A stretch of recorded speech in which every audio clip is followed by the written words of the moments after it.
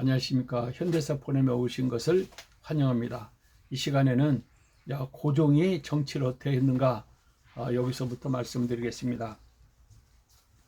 1863년에 12월 달에 고종이 12살 될 때 조선의 26대 왕이 됐어요. 왕이 되니까 흥선대원군이 섭정을 했어요. 섭정하자마자 안동김 씨는 그냥 싹 몰아내버렸어요. 그리고 추종 세력까지 다 몰아내는데 이항의가 흥선대원군이 앞으로 철중이 왕이 아들을 낳지 못하니까 반드시 왕족 중에서 왕을 고르겠구나. 근데 왕족 중에서 왕을 고를 만한 사람이 없는데 흥선대원군의 아들이 셋인데 그 셋 중에서 고를 가능성이 많다. 이렇게 생각을 했어요. 그리고 안동김씨하고 풍양조씨가 이렇게 사이가 안 좋은데 풍양조씨가 조대비예요. 조대비하고 손을 잡으면은 자기 아들이 왕이 되겠구나. 그런데 대원군이 똑똑한 척하면은 풍양조씨나 안동김씨가 뭉쳐가지고 대원군을 배격하고 대원군 아들을 왕을 안 세울 것 같으니까 장안의 서울 시내 경성에 술이나 먹고 노름이나 하고 쌈이나 하고 고함질르고 거짓 노릇하고 억지로 그런 거예요. 그렇게 해서 소문이 싹 퍼져버렸어요. 이항은 미친놈이다, 정신병자다.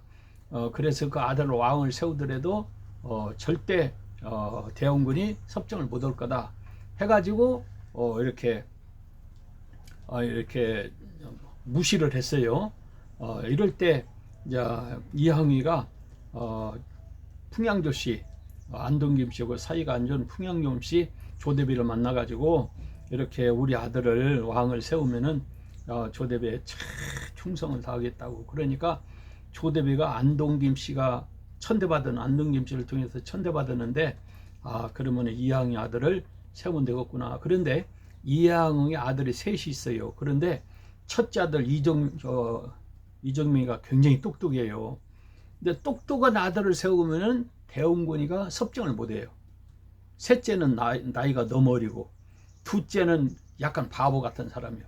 그게 바로 고종이요. 그래서 둘째 바보 같은 사람을 왕을 세우고 이렇게 대원군이가 섭정을 하고 계획적으로 둘째 아들을 조대비한테 추청을 했어요. 근데 조대비도 쭉하니 들어보니까 이렇게 큰아들보다 둘째 아들이 뭐 바보 같다, 큰아들은 똑똑해서 안 된다, 그러니까 좋다. 그래가지고 조대비하고 합을 해가지고 둘째 아들이 왕이 됐는데 이게 고종이에요. 그래서 사실은 고종은 아들 중에서도 제일 무능한 사람이에요.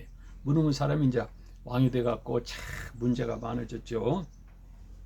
이게 26대 이제 고종이고, 그러고 이제 섭정한 사람이 흥선대원군이고 그래요.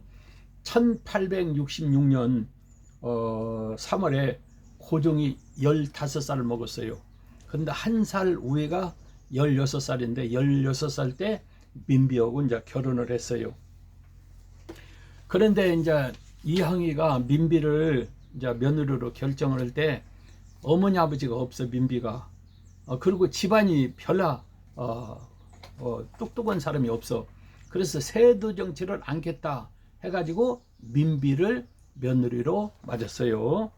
그러면은 민비를 맞았으면은 민비를 잘 대우를 해주고 그래야 되는데, 결혼하고 첫날 밤에 고종이 민비하고 잠을 자지 않고 그 궁녀 이씨가 있어요. 이씨 집에 가서 잠을 자는 거예요.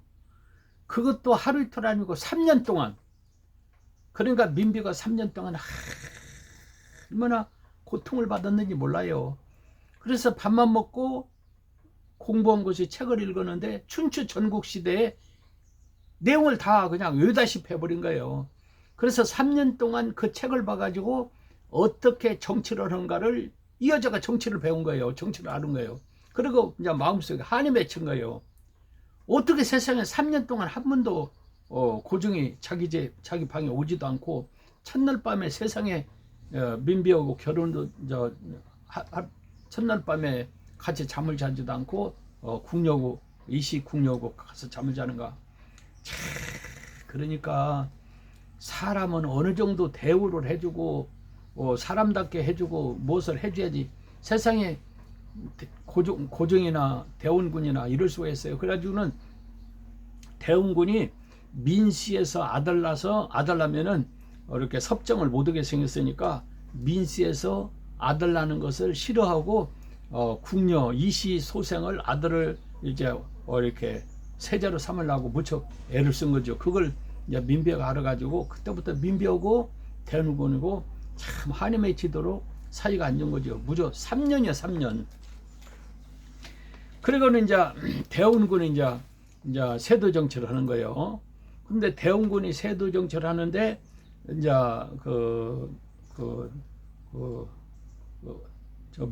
면역을 국가 재정을 축내는 그리고 일반인과 천민을 학대하는 양승수가 있는데 그게 이제 서원이에요. 서원에서 선비라 양반이라 해놓고는 이렇게 면세를 받고 면역을 받고 그리고 이제 서민들을 착취를 하고 그러니까 이제 대원군이 이걸 철폐해버려야 되겠다. 그래서 650개 있는 것을 싹 없애버리고 47대만 남겼어요. 그러니까는 대원군한테 철퇴를 맞은 거죠. 그러니까 양반들로 하여금 이제 규탄의 대상이 된 거예요. 대원군이. 그리고 이렇게 안동김 씨가 세력가인데 그 세력가들을 막 쫓아내버리기 때문에 안동김 씨가 기회만 있으면은 대원군을 한번 해보겠다. 그래서 이제 안동김 씨가 이렇게 대원군을 규탄하게 되고 양반들이 대원군을 규탄하게 되고 그 다음에 1868년에 68년 임진왜란 때 선조가 이제 개성으로 해서 이제 평양으로 우주로 도망가 버리니까 궁궐이 보존돼야 되는데 궁궐에다가 국민들이 얼마나 학정을 했는지 불을 질러 버렸어요. 그래서 이제 이성계가 경복궁을 다 세우느라 고생했는데 경복궁이 어디고 다 불질러고 다 불타버렸잖아요. 그래가지고 이제 대원군이 왕 권위를 세우려면은 그래도 집이라도 번듯이 있어야 된다 해가지고 경복궁을 이제 재건하기 시작했어요. 그래서 오늘날 지금 있는 그 경복궁 그리고 거기 있는 이제 집 여러 개 있죠. 90칸이 넘어요. 그걸 대원군 때 다 이제 새로 창건을 한 거죠. 그러다 보니까 그냥 국가에 있는 돈을 다 거기다 투자하고 인력 투자하고 그러니까 백성들한테 이제 불평을 받게 되죠. 그러니까 안동김 씨가 불평을 하고 양반들이 불평을 하고 그리고 이제 서민들이 불평을 하고 전 국민이 고종하고 대원군에 이제 불평을 하는 거예요. 그런데 일본은 1853년에 미국하고 일본이 조약을 맺었어요. 그리고 영국, 프랑스, 러시아, 네덜란드, 독일 등과 차례로 이렇게 계약을 맺고 명치유신을 했는데 이 명치유신을 한 것은 1840년경에 이렇게 중국에서 이렇게 마약 전쟁이 일어났어요. 그거는 이제 영국하고 프랑스하고 이제 청나라하고 막 싸움이 벌어지니까 청나라가 이길 줄 알았는데 영국이나 프랑스가 원체 현대무기로 발달하니까 청나라 군사가 이게 이렇게 대항을 못하는 거예요. 그래가지고 이제 점령돼 가지고 결국은 막 북경까지 쳐들어갈 것 같으니까 항복을 했죠. 그래서 그때 마약 전쟁 그러니까 홍콩을 내줬죠. 그래갖고 100년 동안 이제 청나라가 간섭을 못하고 영국이 간섭한다 해갖고 100년 있다가 지금은 이제 청나라를 넘겨줬죠. 그랬는데 전쟁에서 청나라가 이길 줄 알았는데 져버렸어요. 그걸 일본이 보고는 청나라가 무지무지하게 강국인 줄 알았는데 그 영국한테 저렇게 점령되는 거 보니까 야 이게 청나라 갖고는 안 되겠구나. 그때부터 서양 문물 영국이나 프랑스 이렇게 문화를 받아들이고 무기를 개발해야지 그런 우리도 점령되겠구나. 그래서 1853년에 이제 명치유신을 한 거죠. 그래서 미국하고 계약을 맺고 영국, 프랑스 계약 맺어가지고 군함을 만들고 무기를 만들고 근대화하는데 그냥 전력을 다한 거죠.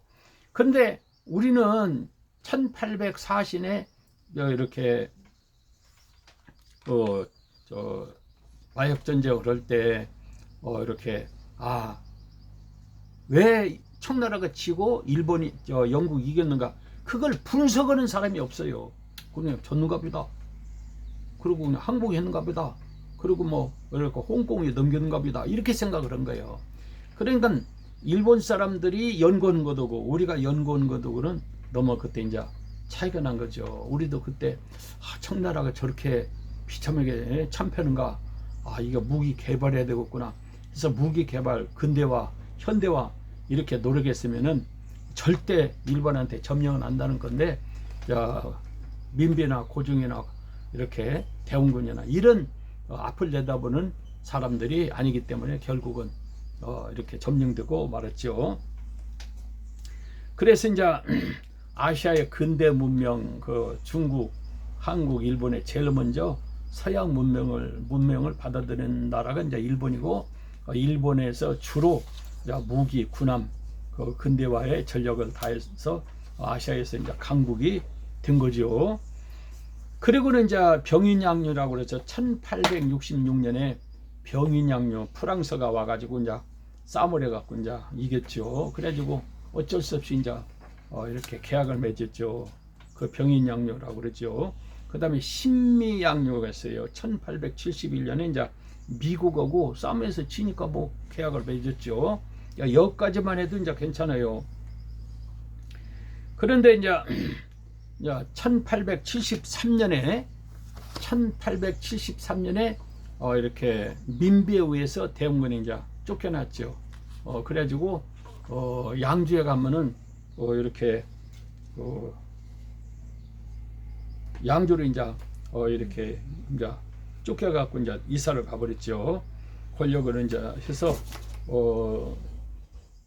이렇게 양주로 이제 갔고, 그리고 이제 그 가기 전에 최익현이가 이제 고종이 나이가 20살이 넘고 그러니까 이제 직접 정치를 해야 된다 해가지고 최익현이가 상소를 올렸어요.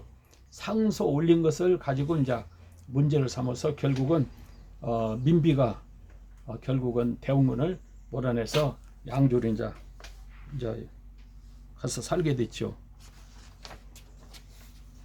직곡산장이라고 그래서 양주가 한번 직곡산장, 그리 가서 한 10년 동안 거기서 있다가 운영을 오긴 왔지만은 10년 동안 이제 정치를 못하고 이제 집에서만 있게 됐죠. 그리고 이제 민비가 이제 자기 친척들을 다 끌어들여서 이제 안동임 씨 대신으로 이제 민씨가 이제 세도 정치를 하게 된 거죠. 그 세도 정치에 의해서, 민씨의 세도 정치에 의해서 결국은 이제 한국이, 그러니까 대한제국이 이제 멸망하게 되는데, 운양호 사건이라는 것을 1875년에 강화도 조약이라고 그러죠. 병자 소우 강화도 조약, 그리고 고종의 병자 소우족이 있는데 강화도 조약이라고 그러죠. 1875년에 일본이 강화도로 와서 막 진격을 해서 싸움을 하는데, 거기 이제 수비 대장이 신현 장군이요. 옛날에 저 총은 총에다가 심지를 붙여가 타고 들어가서 땅 쏘고 그랬는데, 일본 사람들이 쓰는 총은 막 기관총이요. 그러니까 강화도 수비군 신현이 감당할 수가 없어요. 그래도 몇백 명도 안 되는데 강화도에서 수비에다가 거의 전멸되게 생겼으니까 항복을 하고 결국은 운양호 사건이라고 그래요. 그거 이제 강화도 이렇게 공격을 해서 강화도 조약이라고도 하죠. 그래서 이제 신현 장군이 전쟁 결과를 고종한테 보고를 했어요. 숫자는 우리가 많고 성을 우리가 지키는데 저쪽에 무기가 좋아갖고 도저히 감당을 못해서 우리가 항복을 했습니다. 그런데 일본 사람들의 총을 보니까 심지어 불보지갖고 땅땅 쏘는 것이 아니라 따다다다다다 이렇게 쏘니까 감당을 못하는데 그걸 기관총이라고 그럽니다. 우리도 문화를 영국이나 이렇게 프랑스나 미국의 문화를 받아들이고, 그리고 무기를 개발해야지, 만약에 개발하지 않으면은 일본한테 점령다는 것은 시간 문제다, 이렇게 신현 장군이 고종한테 보고를 했어요. 참, 그때 고종이나 민비나 대원군이 싸우지 말고 이제 무기를 개발하고 돈을 막 모금해서 전력을 다해서 막 군비를 해서 한 5만 정도 이제 군인을 양성을 해서 이제 경성을 지키는데 10,000명, 그리고 북방에 3만, 남쪽에 뭐 10,000명, 그 5만 가지고 조선을 지켰으면 일본한테 절대 점령을 안다는데 신현이 그렇게 내용을 이제 고종한테 보고하고 민비한테 보고를 했는데 난 그걸 보고 온 것을 받아들이지 않고 맨날 싸말해가지고 세상에 저 이모군한테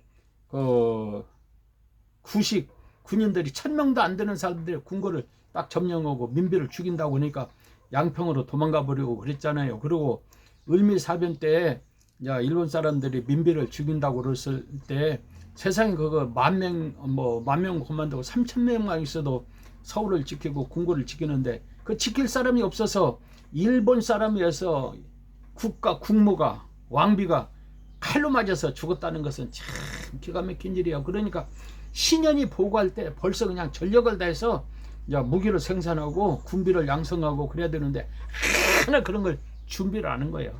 그래서 이문군한테 궁궐이 점령되고 을미사변 때 궁궐이 점령돼 갖고 결국은 망해버렸잖아요. 오늘은 이 시간으로 끝내고 다음 시간에 또 말씀드리겠습니다.